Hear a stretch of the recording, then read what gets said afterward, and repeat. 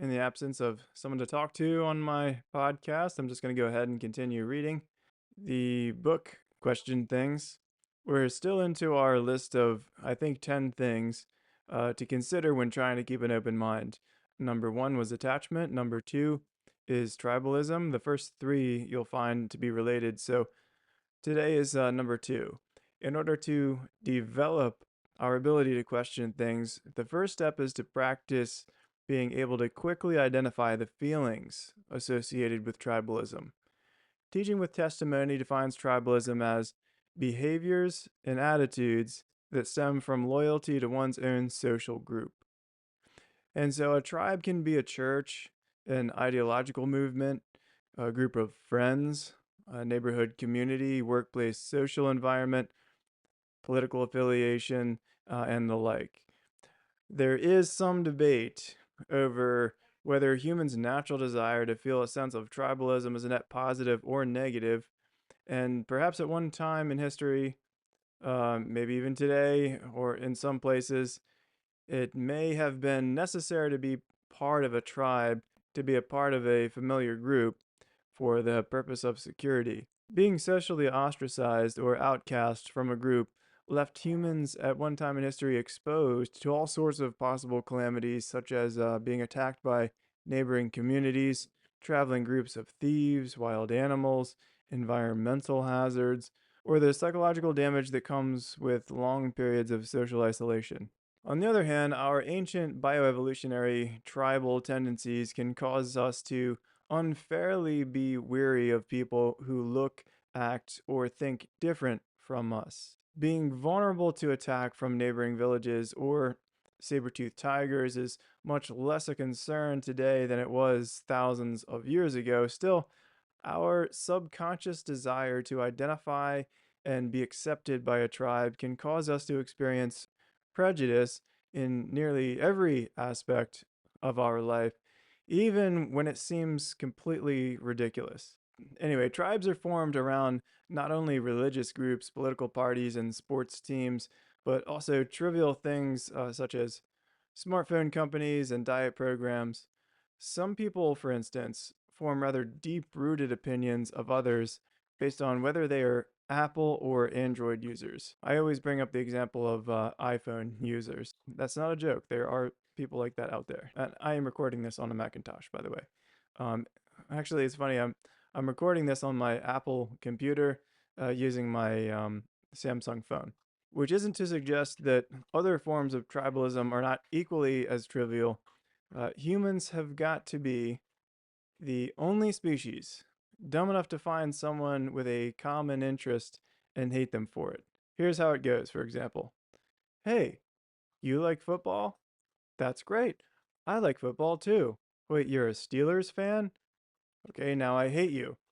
Please hold still while I smash this beer bottle over your face. Sadly, toxic manifestations of tribalism have led to some of the world's largest problems, such as racism, ethnocentrism, gang violence, multi generational family rivalries, war, and many unjust forms of discrimination. The debate over the positives and negatives of tribalism deserves its own book, but for now, we need only to be aware that it exists within us and question its involvement in the decisions we make. Okay, and number three, I said they were related, the top three. Number three is identity. Be careful not to identify with ideas. Ideas are just that, ideas. Avoid statements that begin with I am, then fill in the blank with the name of a religious group, Christian, Catholic, etc., political affiliation, Republican, Democrat, etc., or ideology. So people would say, are you an idealist? Are you a realist? Are you a whatever? I say, I'm Jonathan. Is there something specific you would like to know? The reason we do not identify with our beliefs is incredibly important. Okay, pay attention to this. For one thing, all of the people you speak to have a different understanding and definition of those words you're identifying with. So it doesn't give them an accurate idea of who you really are. So it doesn't tell us anything about you, and it shouldn't give you any pride to identify with your belief. Because, again, we don't know what you're proud of. Everyone has a different idea of what a Christian is. Everyone has a different idea of what a liberal is.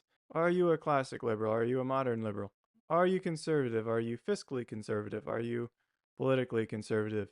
Travel around the world, there are many different types of Christians, and their beliefs are very far from each other. And I know, you think that your version is the best. Everyone does. Again, it is just a very lazy way of explaining yourself to identify with your beliefs. Have intelligent conversations with people. Don't identify with beliefs. There's something specific somebody would like to know about me and what I think about something, I'll tell them. But I don't even have beliefs. I won't even claim to have an opinion on most things, but that's just me. I'm a little bit extreme. And there's no sense in wasting time arguing over words with someone who likely shares your goals for society in general. And I've seen and had so many arguments with people throughout my life who I actually agreed with, but we had different definitions for words, and so we thought we disagreed on what we were arguing about, but it turns out we did not disagree. And I see this happening so many times in debates where people they think they're debating on something intelligent, but they're actually just arguing over the definition of words. Avoid doing that. There's little reason to do that unless the debate is about words, like a spelling bee competition or something. Okay, and for another thing, the definitions of those words that you're clinging to change. They change over time. The third reason that it's very foolish to identify with beliefs or attach yourself to a word is that it is incredibly unwise to take responsibility for 100% of the actions and ideologies of others when we only agree with about 70% of what the group is putting out there. And when we don't know what the ideology of those groups that we're holding on to will be in 5 years.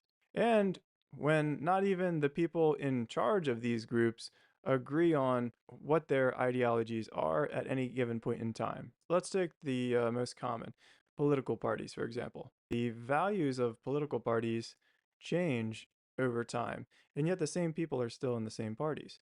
But logically, if these people were in these parties because of their values, they would switch parties quite frequently. During the Clinton administration, the Democrat Party was running on a platform of being tough on immigration in order to protect American jobs.